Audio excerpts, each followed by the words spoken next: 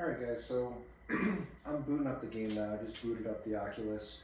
Talking about Oculus stuff, you're going to want the 3. Don't get the 3S. I've had a Oculus 2. I have seen and played a little bit with the 3S, which to me it was just like a slightly more polished version of the 2.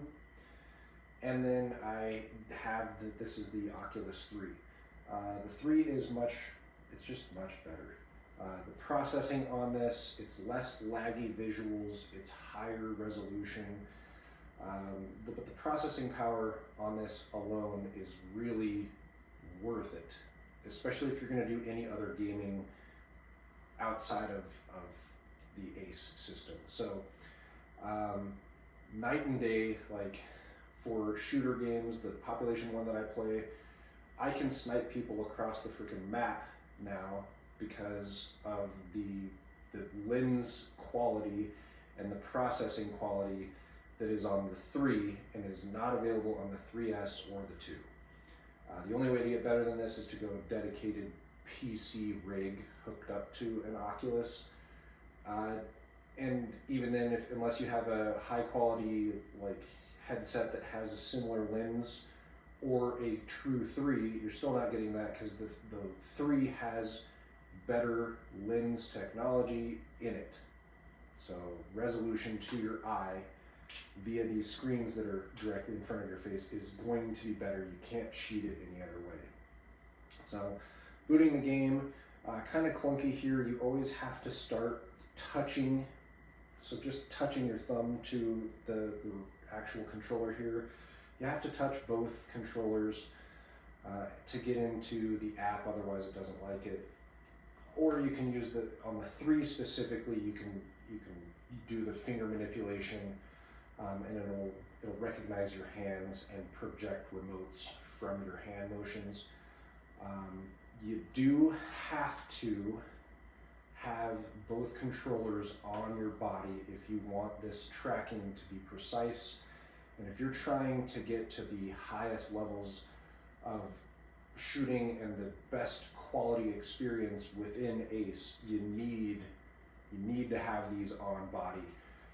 Shooting environment wise, you must have a pretty clear space to play in. You don't want to be tripping over stuff, but you don't want to have blank walls. You have to have some points of reference for the tracking cameras to actually lock onto. So a busier background wall with various knickknacks or pictures hung is better. If you have some sort of repeating pattern wallpaper, that can screw with the tracking. If you just have a blank, like a flat white wall, that can screw with the tracking. So I'm in the environment now. I'm going to go ahead and start recording on, let's see, I'm trying to find my play area here. I have to be right about here. So I'm going to start recording here. So using the handsets. Okay. All right, we're recording now. So using the handsets to get the recording started, if I start to drift out of my boundary, you can see it'll highlight the Guardian. I'll project this in screen. That gets really frustrating in stages where if you're touching the boundary at all and it starts putting these little crosshairs all over, it's so visually distracting, you're going to bomb that stage. It's just how it is. When you load this game, any of the drills, so we'll just go in, let's do an easier stage with less movement. So when you load the game and you load a stage, you want to be sure when you get into the stage to like move your gun around in front of you, look around quickly, and give it like 5 to 10 seconds. If you just load a stage and start, this is where this gets glitchy. What will happen, you can see my gun projected in front of me. If I just load a stage quickly, some days it just doesn't matter what. There's a little bit of glitchiness with this game, especially when they push updates. If it's a glitchy day or I haven't let the stage load completely, I will start a stage. I'm in the stage shooting it for score, and you guys know me, I'm a competitive douchebag. I want to win. And in the middle of that stage, that's like maybe it's one of my best runs, the gun will flicker and then shoot out of my hand into the floor beneath me. So yeah, things I've found to avoid that is use that good background to look at in your actual play area, and let the stage load, and be careful not to be touching the back portion of your barrier.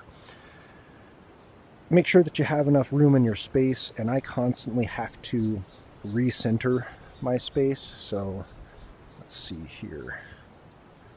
This would be the leftmost portion of this stage, so I want to be sure that I can get to that. And then I'm going to walk over to the rightmost portion. Okay, now I have a safe play area. I'm probably in the edge of the camera view right now, but I'm going to start this stage, and we'll do a little cold run. Stand by.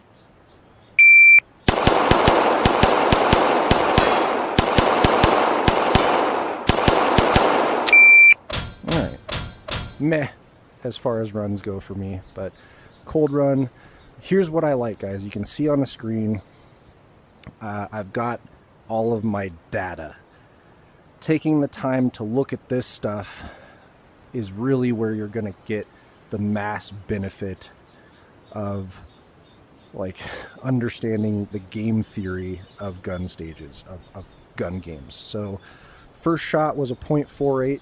Guys, if I'm truly reacting to a buzzer in this game from low ready, that is 0.4 to 0.5 is where I sit. So that's a normal time for me. If I jump the buzzer, that's the only way that time is going to go down for me. And on a lot of these stages, to have a competitive time, you actually have to jump the buzzer to get in anywhere touching the top 10, sometimes the top 50, depending on the stage. So look, I've got 4-8, and then 19 split transitioning targets. I've got a 2-4 transition, 17 split, and I can just move around the range and look at my targets. 3-8 transition from the back targets behind me to this target. 18, and then what is that? 2-9 transition from this one to that one, and 2-0. They're okay splits. On this little turner, let's see, I've got 0.2, 19, 2.6 between them, and then if I go over here, I'm using the teleport feature, which it takes a lot of, that's a steep learning curve, guys. 0.31 transition between the two, 0.18 on that last target, 0.74 to do the movement, peeking that barricade. Okay, when I see times like that, that's one that I might go pick at. And then 0.19 split, and I'm just outside of that A zone. For what I was seeing and what I was shooting, I know that I just slapped the shit out of that trigger. It is what it is. So yeah, that's an example of a stage. Now I'm going to reset, and so every time I reset in my room, and then I match that to the stage. I'll run this one more time. Before I run this again, so I talked a little bit about the glitchiness where the gun can fall out of your hand. You can see right now the gun does a little transition from remote to gun. It never does that while you're actually in a stage, but there's a little glitchiness. Occasionally when I log on, I don't know if this is a ping issue or a internet issue, server bandwidth issue, but sometimes I will get on, and this game, there is a perceptible lag between my shots, especially on hoser stages. Let me find a good hoser stage. Yeah, hoser is a good stage for that. I'll center up on the camera so you guys can see me. So yeah, gaming this out, of course, I'm going to hug the front of this shooter's box, as everyone should when they're actually gaming. What I'll see is as I'm running these plates, clicking the trigger, the first thing I notice is a slight audio delay where I hear the click of the trigger and then I hear the bang of the gun. You can see there's an example where my gun just fell away from me. That's some of the glitchiness that you get with this system. You saw that my hand was up in the video, but the gun just fell away from me. So yeah, that happens. I'll notice that there's a little bit of audio lag. On the worst times, I'll notice that there's actually a visual lag. And at the worst cases, it's not very frequent, and it's still, even considering all these bugs, this is still far and away the best at-home trainer that I've found for shooting. But what I'll see is that I'll drive the gun out, and I know damn well that my dot should be in the window, but sometimes the gun does that little glitchy thing, and it shows me that the dot is not in the window, it's off to the side just a tiny bit, and as soon as I just move the gun in actual physical space the tiniest amount, it'll click back to where it should be.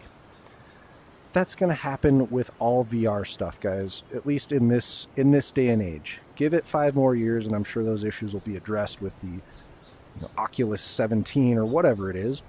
You just kind of have to deal with that, and a lot of times when I see this being that glitchy or laggy, I know that there's not training value in that session, and I log off. It's frustrating, but it's a hell of a lot better than me making a 2-hour drive to a range and finding that there's something wrong with my gun there, or any iteration of live fire shenanigans that has happened to all of us that have shot for a while. So I'll run this stage.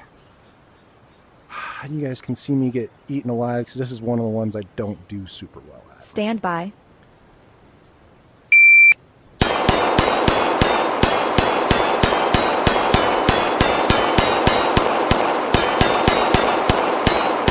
Whew.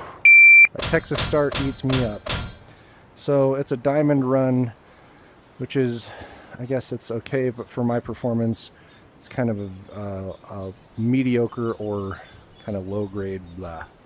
Now looking at the data here, on stages like this, the data is far less useful for me. You can see the complexity of this and trying to sort through all of that crap in the visual field. I don't really bother, but being able to run this, 100 times back to back is valuable.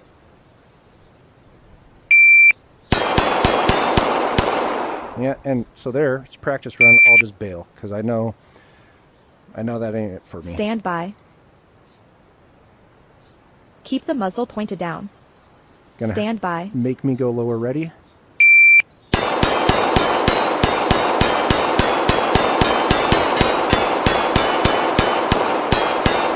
So, okay run. Best that I've had this week. I guess I'm number 3 on the practice boards this week. Practice leaderboards reset every week. Yeah, so I was talking about a little bit of gripes. If I see it's laggy, I'll log off. Sometimes it'll delete all my data and I won't be able to see my in-game data. That's fine. It happens, guys. It's a game. But, being able to run this 100 times back to back is nice. And then oh, well, okay, that gives me that score. What if I run it a different way? What if I were to hit the star Stand first? by. Let's find out.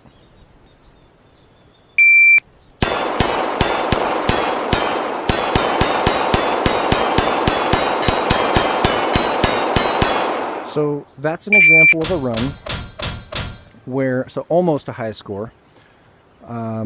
That's an example of a run for me where I actually felt just the slightest perceptible visual lag as I'm transitioning these plates. Now, I want to highlight though, unless you're running this at the speed that will guarantee you are in somewhere near the top 20% of all users of this game, you won't see that lag. You just won't. You can't move the gun fast enough to see that lag. But as I'm focused in on the dot and swinging across, some days I can see it, and you can tell logging on right now, this is a particularly laggy session that I'm on right now. I bet if I log off and log back in a half hour or so, this lag will have gone away. It could just be a peak traffic thing. I don't know what it is, but sometimes it's there and sometimes it's not. So I'll do one more run for you and we'll wrap the video up. Stand by.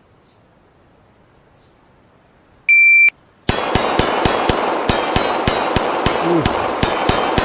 On the actual run. Might as well shoot some shoots so you can see penalties. So yeah, every shot that I got in one of those no shoots was a penalty. It automatically calculates the hit factor for you, and it lets you see your shame on the no shoots, and you can move around the range however you want. Yeah, there it is, guys. If you want more of this stuff, I'm happy to post it. I actually have a dedicated VR channel, so Decon VR on YouTube, where I'm toying around with the idea of putting up more of this stuff. If it's something you want to see, leave a comment. Go over to Decon VR, subscribe, and leave a comment on one of those videos and tell me what you want to see. If you want this dual video format, maybe I'll do some of the videos like this. I'm just already going to tell you, though, this is a beast to try and sync these two videos up. It's just a pain in the ass to do the editing afterward. But we can do some of those. And I'm also open to doing some virtual sessions in the game, in the multiplayer mode. So if you get this game and you want to do a little training session with me, we can work that out. Just shoot me a DM or message me through the website. Guys, thanks for watching. Thanks for sticking through the long video. Keep training and stay safe.